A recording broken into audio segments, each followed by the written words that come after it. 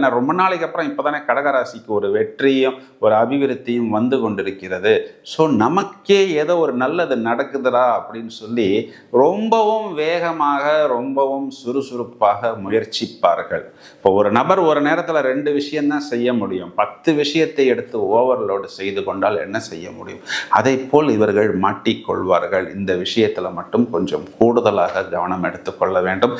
செவ்வாய்ங்கிறவர் இங்கு புத்திரஸ்தானத்துக்கும் இங்கு ஜீவனஸ்தானத்துக்கும் அதிபதியாக வருகிறது. அப்போ சாட்டர்ன்கிறது இங்கே அஷ்டமாதிபதியாக வர்றது.